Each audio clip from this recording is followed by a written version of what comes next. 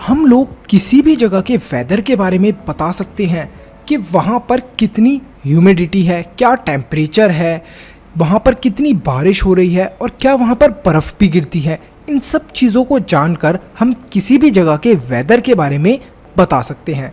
जो वेदर होता है उसके अंदर भी बहुत सारे एलिमेंट्स होते हैं जो रोल प्ले करते हैं, जैसे कि क्या, रेन हो गई, जहाँ पर बारिश हो गई वहाँ पर गीला कर देगा वो पूरे आसपास के एरिया को।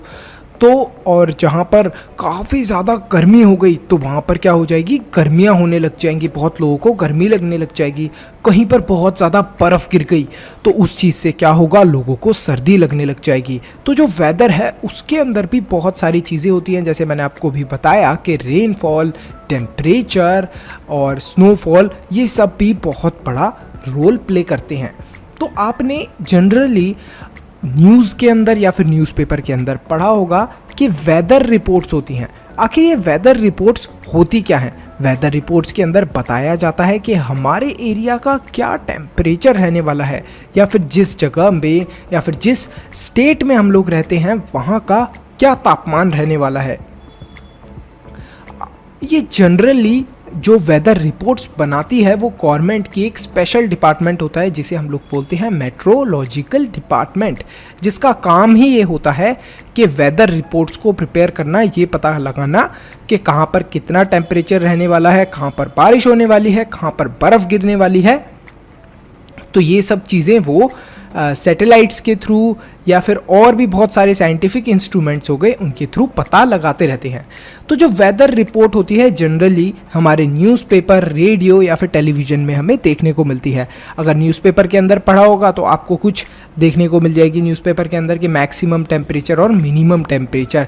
आपने टेलीविज़न के अंदर भी देखी होगी वेदर रिपोर्ट, और सुनी भी होगी, वहाँ पर भी ये बताया होता है कि maximum temperature and minimum temperature.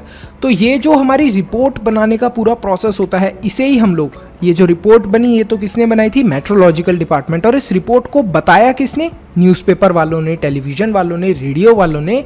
तो इसी चीज़ को जो न्यूज़पेपर, टेलीविज़न और रेडियो वाले बता रहे हैं, इसी चीज़ को हम लोग बोलते हैं वेदर फोरकास्ट। मतलब ये लोग वेदर के बारे में इंफॉर्मेशन दे रहे हैं हमें, और हमें वेदर के बारे में इंफॉर्मेशन मिलती है तो हम लोग बहुत सारी चीज़ें प्लान कर सकते हैं। जैसे अगर हमें कहीं पर घूमने जाना है और वहीं पर बारिश होने वाली है तो फिर हम लोग 2 या 3 दिन बाद का प्लान कर सकते हैं जब वहाँ पर बारिश ना हो। तो इन सब चीज़ों का हमें पता चल जाता है वेदर फोरकास्ट की वजह से। अब यहाँ पर एक और चीज़ निकल के आती है कि मैक्सिमम टेम्परेचर और मिनिमम टेम्परेचर।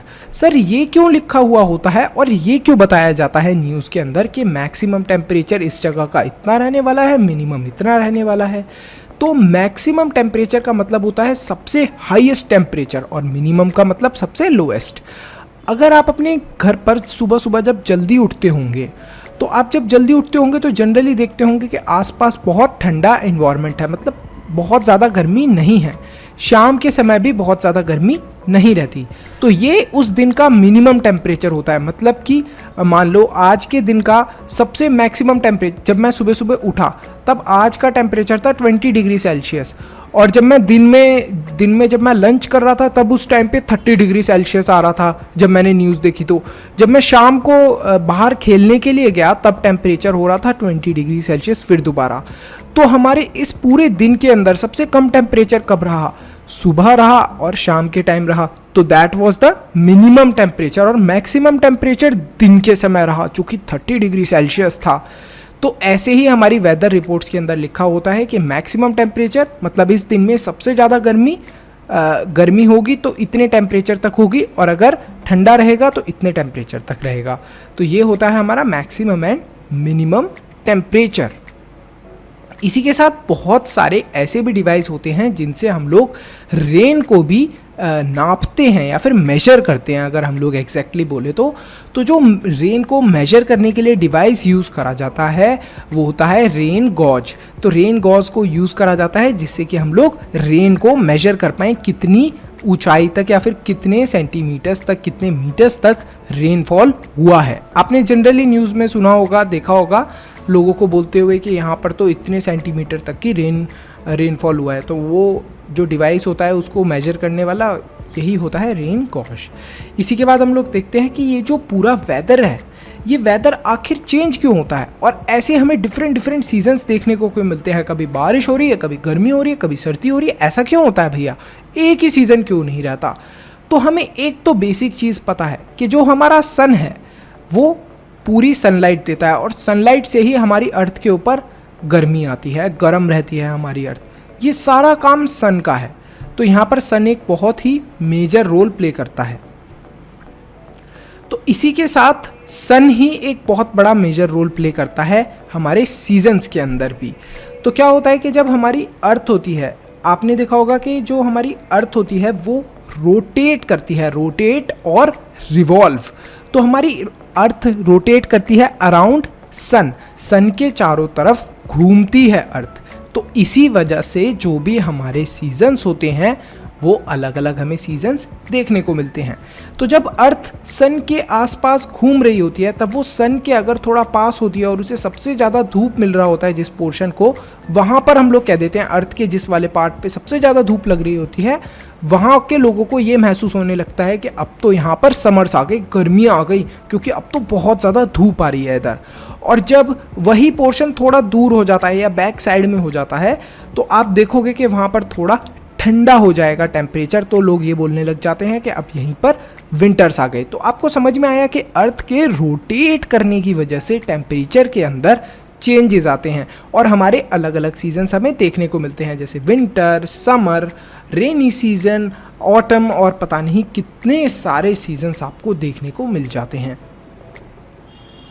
इसी के बाद क्लाइमेट की भी बात कर लेते हैं। हमें समझ में आया कि किस वजह से सीजन्स चेंज होते हैं, आप क्लाइमेट के बारे में भी समझ लेते हैं। क्लाइमेट का मतलब क्या होता है, अगर आप कहीं पर रहने जाते हो या कहीं पर घूमने जाते हो और वहाँ के लोगों से पूछते हो कि अरे भैया यहाँ का मौसम कैसा रहता है, तो वो आपको बोलते हैं हाँ भैया यहाँ का मौसम तो जनरली ठंडा रहता है।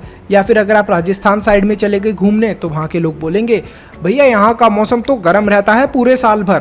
तो ये क्या होता है, ये होता है क्लाइमेट। क्लाइमेट हमें बताता है एक प्लेस के टेम्परेचर के बारे में, या फिर एक प्लेस की क्लाइमेटिक कंडीशंस के बारे में।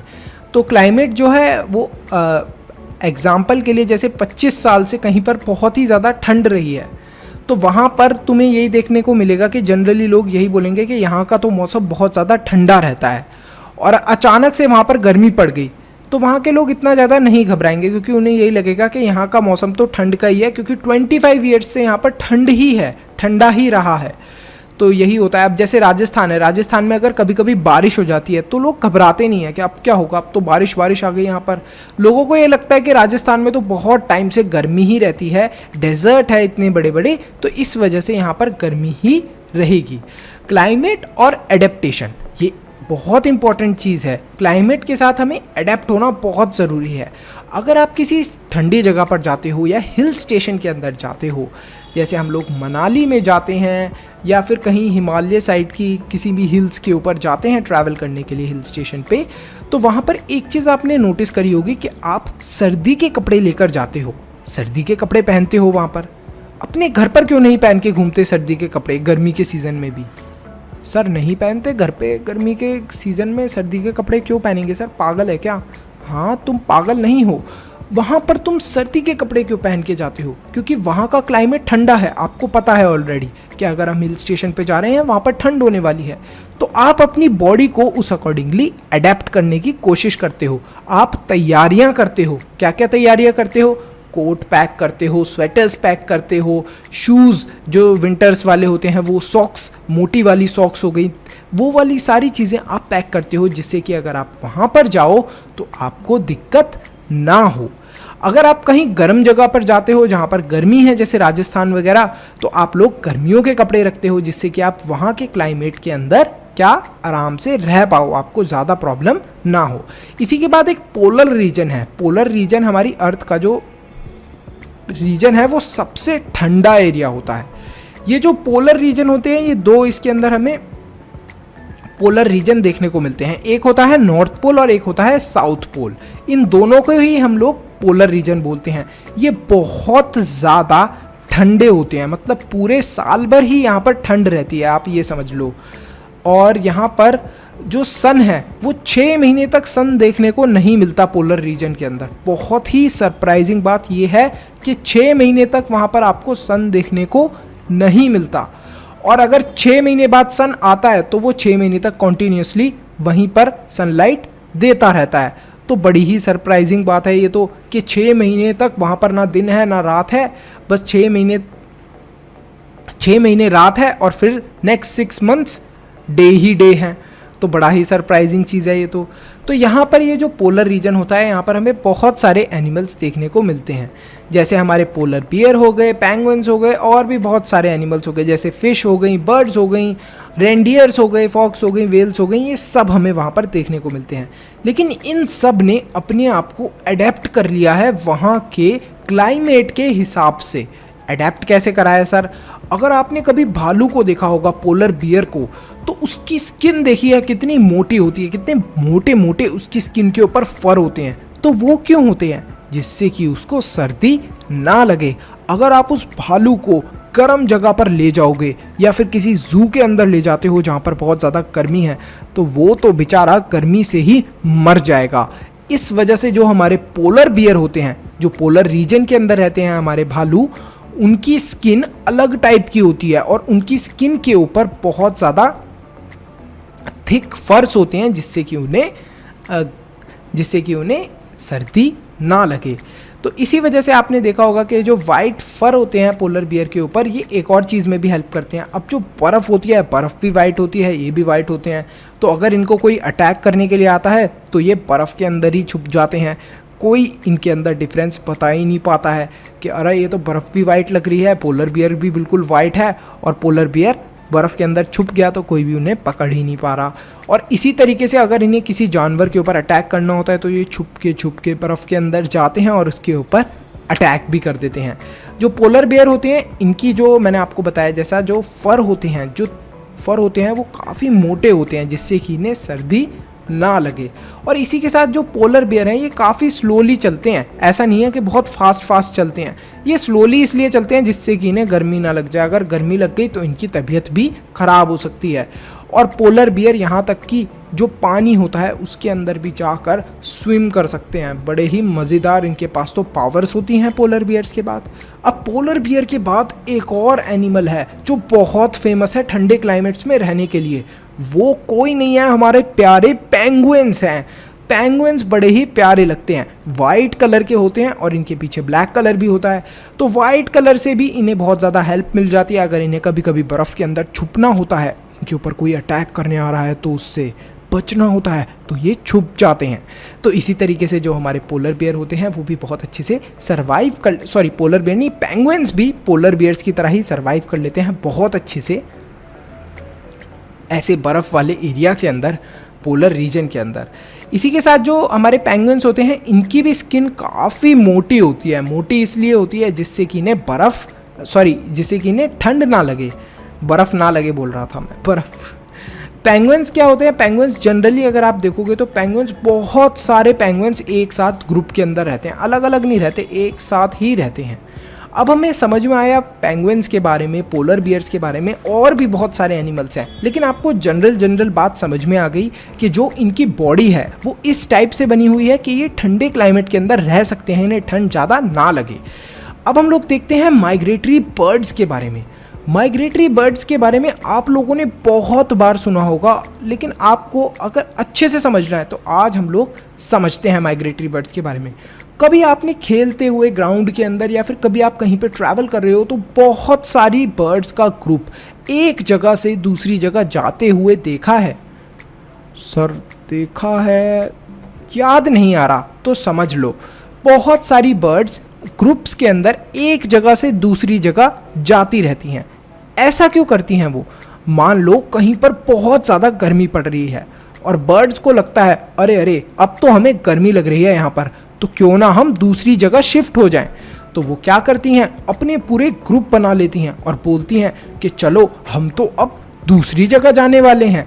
तो वो क्या हो जाती हैं, एक प्लेस से दूसरे प्लेस में चली जाती हैं ड्यू टू क्लाइमेटिक कंडीशन, जैसे गर्मी हो गई या फिर सर्दी हो गई। तो ये जो पूरा प्रोसेस होता है from going one place to another place, एक जगह से दूसरी जगह जाने वाला प्रोसेस, इसे ही हम लोग बोल देते हैं माइग्रेशन। और ये माइग्रेशन कर रहा कौन है? बर्ड्स कर रही हैं, तो इसलिए हमने इन्हें बोल दिया है माइग्रेटरी बर्ड्स। ये बर्ड्स एक जगह से दूसरी जगह जा रही हैं। अब ये बर्ड्स मान लो जिस दूसरी जगह पर पहुंची वहाँ पर बहुत ज़्यादा सर्दी पड़ने लगी। अब इन्होंने बोला अरे यहाँ पर तो सर्दी पड़ने लगी, क्या पता जिस पहली वाली जगह से हम लोग आए हैं वहाँ पर टेम्परेचर नॉर्मल हो गया हो, तो चलो वहाँ पर वापस चलते हैं। तो ये ऐसे एक जगह से दूसरी जगह आती रहती हैं और जाती रहती हैं। तभी आपको बहुत बड़ा सा झुंड इन बर्ड्स का उड़ते हुए भी दिख जाएगा कभी कभी स्काई के अंदर। तो हमारा ये तो पूरा टॉपिक अच्छे से क्लियर हो गया है।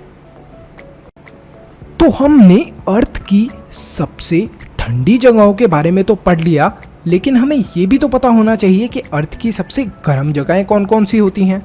एग्जैक्टली हम ये तो नहीं बोल सकते कि अर्थ की ये गर्म जगह होती हैं, लेकिन हमने उन जगहों का नाम रख दिया है और उन्हें बोला है ट्रॉपिकल रीजन। मतलब ट्रॉपिकल रीजन के अंदर जो भी जगहें आती हैं वहाँ पर अच्छी खासी गर्मी देखने को मिलती है। और ऐसा क्यों होता है? This is due to the sunlight, क्योंकि वहाँ पर बहुत ज़्यादा धूप पड़ती है। इसी के साथ एक और चीज़ है कि जो ट्रॉपिकल रीजन होते हैं इनका टेम्परेचर इतना गर्म हो सकता है, मान लो 40 डिग्री सेल्सियस तक की भी गर्मी यहाँ पर देखने को मिलती है और 15 डिग्री सेल्सियस तक इनका टेम्परेचर पहुँच सकता है। इसी के साथ जो ट्रॉपिकल रीजन होते हैं यहाँ पर आपको बहुत सारे डिफरेंट एनिमल्स और वेजिटेशन, मतलब कि फ्रूट्स और वेजिटेबल्स देखने को मिल जाते हैं। क्यों? क्योंकि ज़्यादातर एनिमल्स लाइक करते हैं ट्रॉपिकल रीजन में रहना। आखिर क्यों नहीं पसंद करेगा कोई ट्रॉपिकल रीजन में रहना? अलग अलग फ्रूट्स खाने को मिल रहे हैं, अलग अलग वेजिटेबल्स खाने को मिल रही हैं और इसके साथ साथ और भी बहुत सारे डिफरेंट टाइप के एनिमल्स देखने को मिल रहे हैं। तो सब लाइक करेंगे ट्रॉपिकल रीजन में रहना। ठंडी वाली जगह पर तो कौन ही रहेगा, ना कुछ खाने का है ना पीने का है, और पोलर बियर बर्फ़ के अंदर छुप के बैठे रहते हैं, कभी भी किसी को भी खा जाएं। तो इस वजह से ज़्यादातर जो एनिमल्स होते हैं वो लाइक करते हैं कि वो ट्रॉपिकल रीजन में हमें ज़्यादातर एनिमल्स देखने को मिलते हैं। इसी के साथ साथ जो ट्रॉपिकल रीजन होते हैं वहाँ पर अच्छी खासी हमें बारिश भी देखने को मिलती है। बारिश क्यों होती रहती है? Because of evaporation. गर्मी होती है, गर्मी से वाटर हीट अप होता है, वाटर इवेपोरेट होता रहता है, इवेपोरेट होने की वजह से कंटिन्यूसली यहाँ पर रेनफॉल भी देखने को मिलती है। अब हमें ये तो पता चल गया कि अर्थ के ऊपर सबसे गर्म जगह कौन सी होती है और लोग यहाँ पर रहना प्रेफर क्यों करते हैं, लेकिन हमें कुछ इंटरेस्टिंग फैक्ट्स भी तो पता होने चाहिए कि कैसे बहुत सारे अलग अलग एनिमल्स ने अपने आप को इन एरियाओं के अंदर रहने के लिए, ट्रॉपिकल रीजन के अंदर रहने के लिए अपने आप को रेडी करा है। जैसे एक होता है रेड आइड फ्रॉग, तो जो इसके पैर होते हैं वो काफ़ी ज़्यादा स्टिकी होते हैं जिससे कि ये पेड़ों के ऊपर आसानी से चल पाए। इसी के साथ जो मंकीज़ होते हैं, कुछ मंकियों की बहुत लंबी लंबी पूंछ होती है जिसको हम लोग टेल्स बोलते हैं। तो वो इसलिए होती है जिससे कि वो अपनी पूंछ से भी पेड़ को पकड़ सके। तो ये भी मंकी काफ़ी स्मार्ट होते हैं, इसलिए यूज़ करते हैं अपनी पूंछों को भी। इसी के साथ आपने ट्यूकेन बर्ड्स के बारे में भी पढ़ा होगा। तो ये जो ट्यूकेन बर्ड्स होते हैं ये बहुत ही जल्दी कहीं पर भी अडेप्ट कर लेते हैं और आसानी से इन्हें बस खाने पीने की चीज़ें मिलनी चाहिए, वहीं पर ये जाकर अपना घर बना लेते हैं। इसी के साथ लायन और टाइगर बड़े ही इंटरेस्टिंग है। जो लायन और टाइगर होते हैं इनकी खाल तो बहुत मोटी होती है, इसी के साथ इनकी आई साइट बहुत तेज होती है। ये किसी को भी दूर से ही देख सकते हैं, सुन भी सकते हैं उसको। इसी के साथ एक हमारा होता है the lion tailed macaque bearded ape, मतलब ये कुछ आपको शेर जैसा मुंह लगता है इसका, बंदर का, लेकिन ये शेर नहीं होता।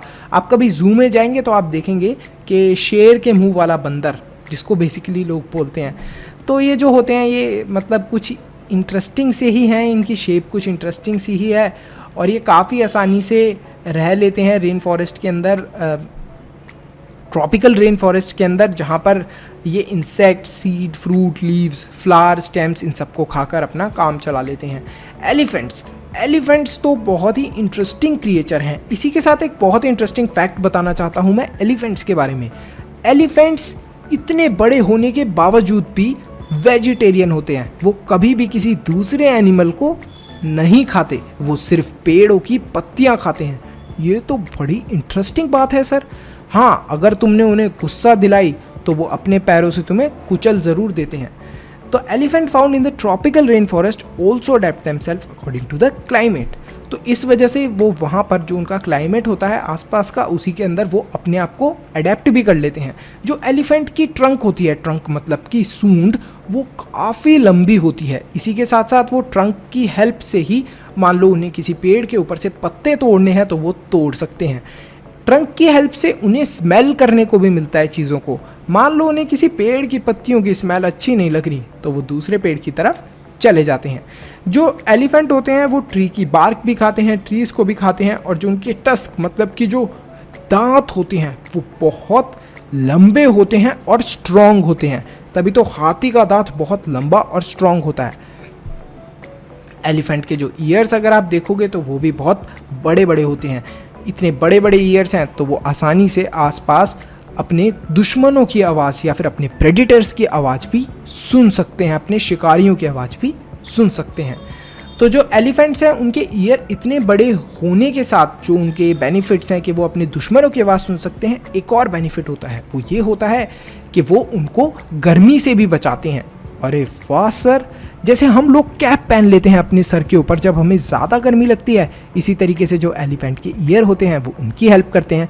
तो यहीं पर स्टूडेंट्स हमारा ये चैप्टर फिनिश होता है। इसी के साथ कुछ क्वेश्चन आंसर हैं जो मैं आपको एक्सप्लेन कर देता हूँ। तो क्वेश्चन नंबर 1 है, name the elements that determine the weather of a place. हमें पता है फर्स्ट वीडियो के अंदर बिल्कुल स्टार्टिंग में ही मैंने आपको डिस्क्राइब करा है कि क्या क्या एलिमेंट्स होते हैं जिनसे हम लोग डिसाइड कर पाते हैं एक जगह का वेदर, कि कैसा रहने वाला है, वहाँ का क्लाइमेट किस तरीके का होगा। When are the maximum and minimum temperature likely to occur during the day? बहुत अच्छे से डिस्कस करा है। मैक्सिमम टेम्परेचर दोपहर के टाइम में होगा, मिनिमम टेम्परेचर मॉर्निंग और इवनिंग के अंदर होगा। अब यहाँ पर बच्चों मैं आपको क्वेश्चन डिस्क्राइब कर रहा हूँ, आंसर भी आपको कुछ कुछ आंसर्स भी बता रहा हूँ, लेकिन हमने चैप्टर पढ़ लिया है तो आप लोग वैसे भी इन सब का आंसर कर ही सकते हैं। Fill in the blanks, fill in the blanks तो आप लोग बहुत ही आसानी से कर लेंगे क्योंकि ये तो बहुत ही ईजी है। Indicate the type of climate in the following area. तो जम्मू कश्मीर होगा, वहाँ पर कोल्ड क्लाइमेट होगा, केरल के अंदर हॉट, राजस्थान के अंदर हॉट, नॉर्थ ईस्ट इंडिया के अंदर generally not too cold and not too hot. तो यहाँ पर हम लोग नॉर्थ ईस्ट इंडिया के अंदर देखते हैं, सॉरी नॉर्थ ईस्ट इंडिया के अंदर भी हमें माइल्ड कोल्ड, मतलब वहाँ पर नॉर्मल ठंडा रहता है, बहुत ज़्यादा ठंड नहीं होती। Which of the two changes frequently weather और क्लाइमेट, क्या चीज़ें जनरली चेंज होती हैं?